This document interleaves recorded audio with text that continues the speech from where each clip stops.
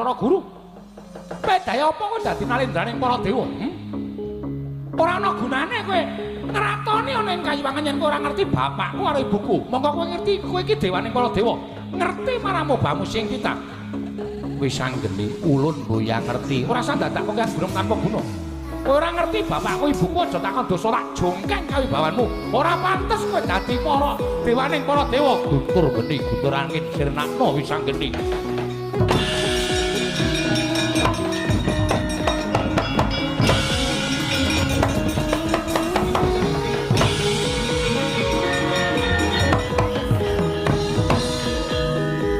Apa Bathara Guru? Kowe iki ngopo aku tak takon, kowe dewa kok seneng dolanan kembang api? Gus.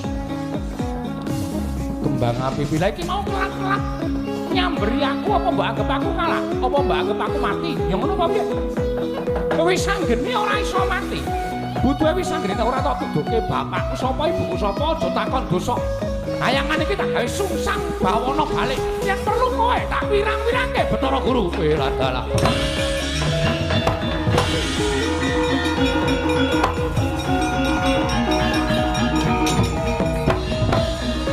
Sip. Ya ngono kuwi. Terus aku kan kontak sapa kek? Bathara Guru wae ora ngerti. Bathara Guru ora ngerti doyak. Pokoke nganti kecekel. Nganti kudu meneh ngerti bapakmu karo ibumu. Lah nek tetep ora ngerti, wah tutuki raine Bathara Guru. Wah, ora mati dening aku ya.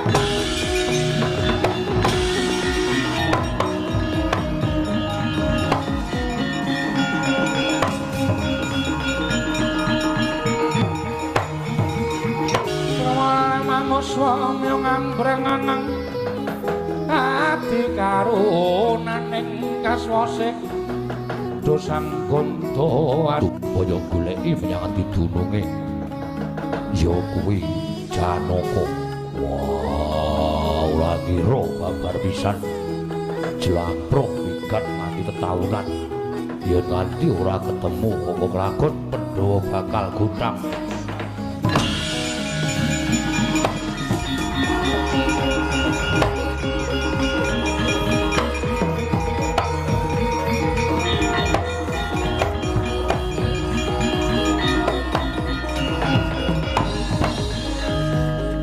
Pasang kalimat nabi iki lho dene dumawaing namang tuang pukulun. Mboten nganti kanyono-nyono jenengan dika pukulun ing tedhak pun limat ya padha. Kula ngaturaken sembah mabekti kula kunjuk pukulun ya Kresna Uluntomo guru hakekku. Aku maturke sembah ya Werkudara Uluntomo. Wonten napa pukulun? Kresna ulun nyuwun senjata pitulung Kayuwangen gegel. Disababake tingkah polahe nom-noman kang aran Wisanggeni ingkang ngamuk ning Kayuwangen. Guntur geni guntur angin ora tumama, malah dheweke bakal njungkeng kawan kawibawan ulun Kresna. Weh lah dalah. Namung titaswantah teko kedapi-dapi pukulun matur seminggat. Kayuwangen badhe kula depangi pukulun ya ulun jaluk tulung ya Kresna iki pukulun.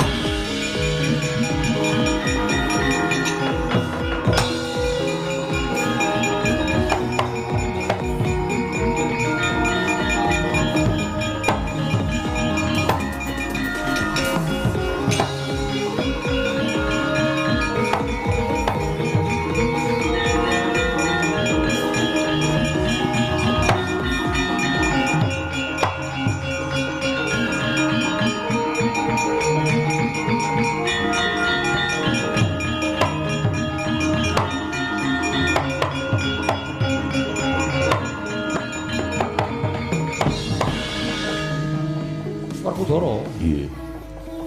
Wangune iki bocah sing wani ngrusak kayangan. Bocah ora sepiro mikira aidake modar. Iki sapa? Ana ratu kok kulite ireng banget. Iki sapa? Lho, kowe sapa? Akon karo aku jenengku Wisanggeni. Kowe sapa? Aku Nalindra Ndarawati Prabu Kresna. Oh, Nalindra Ndarawati Prabu Kresna. Iya. Sing ngguri sapa sing gedhe? Werkudara. Kowe Wisanggeni. Iya. Ngopo nggir kowe kok mlayu-mlayu goleki beburonku? Lho, beburonmu sapa?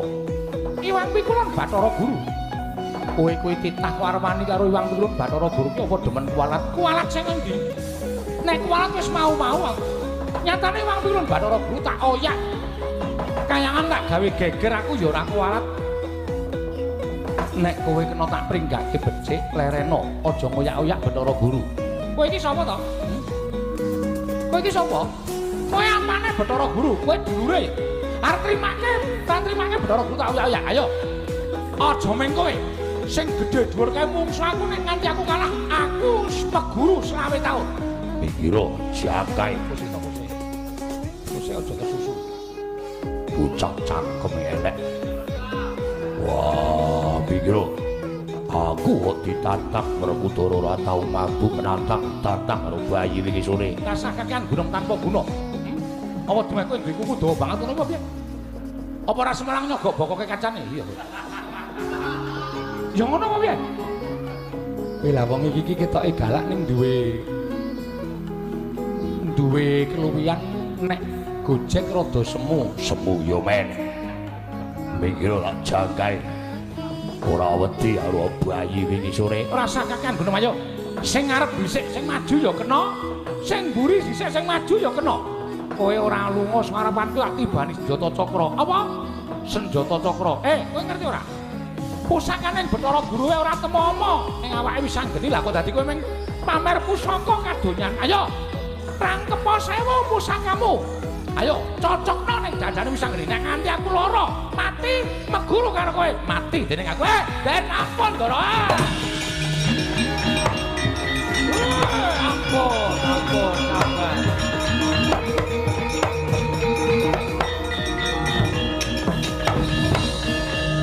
Aja tok panangi kek, minggir. Ratu Ireng yo gleleng men.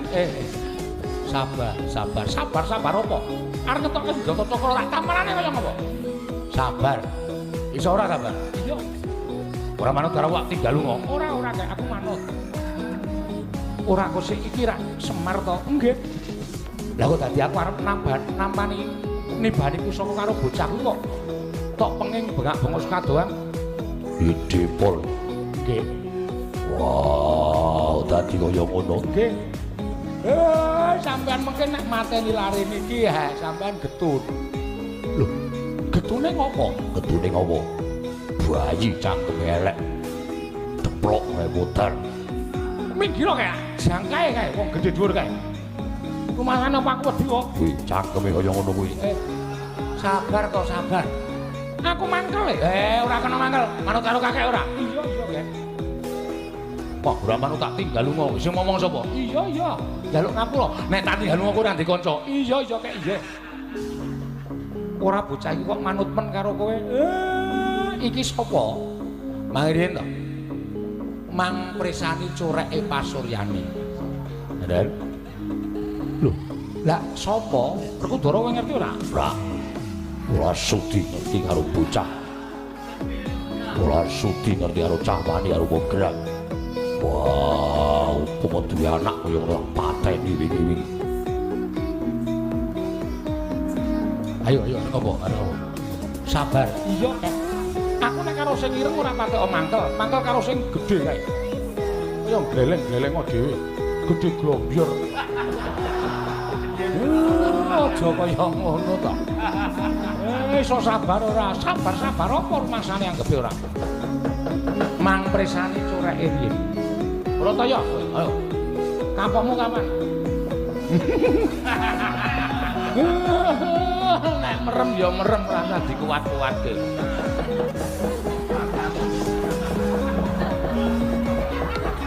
Mripate nganti gedhe cilik. Ora kowe iki gagas apa to? Kula kandhani. Niki dudu sapa-sapa. Lho. Apa iya? Nggih. Lah kok dadi Semar ngerti? Kula sing ngerti lakone bocah niki. Nek sampean mateni napa mboten gelo? Lah dalak.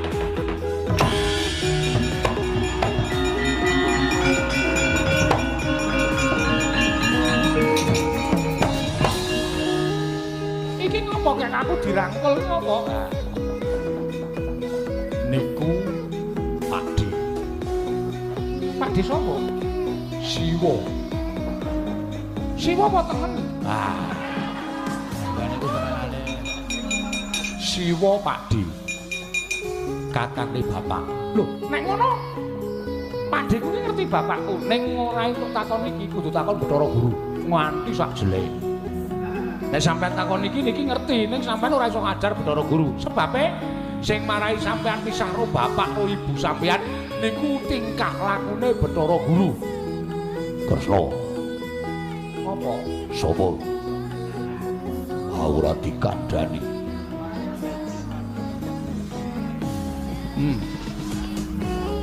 Wah. Apa iya? Lah nyatane Semar cerita ngono. Wah, Caidan. Wah, Arep ngrangkul ora? ora.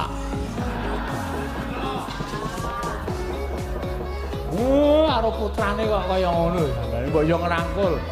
Sapa kek? Niki ya Pakde ajeng ngrangkul sampean. Ora sudi. Suarane atos kok ngrangkul aku. Niki Kang Pakde kok ora entuk ngrangkul. Sesuk wae ning ngrangkul kapan-kapan. Oh, kowe senengane ya ngono kok. Ya wes, lagi anak yo